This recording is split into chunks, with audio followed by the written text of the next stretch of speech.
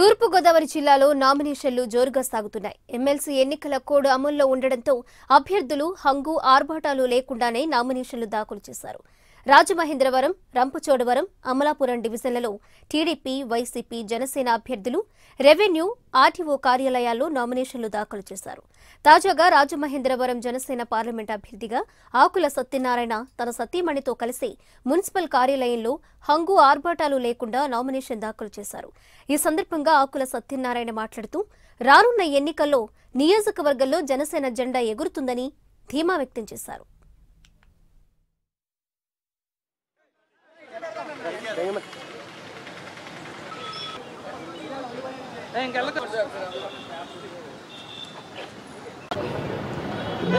MLC polling జరుగుతున్న నేపథ్యంలో ఏదైతే పోలింగ్ కోడ్ వల్ల ర్యాలీగా రాలేకపోయాం, మా అభిమానులందరూ కూడా పాపం నిరాశ చెందారు. అయినా సరే ఇవాళ ఏదైతే ముహూర్తం పెట్టించుకున్నామో అదే ముహూర్తానికి నేను ఎంపీ అభ్యర్థిత్వానికి నామినేషన్ వేస్తూ ఉన్నాను. ఇవాళ జనసేన పార్టీ తరఫున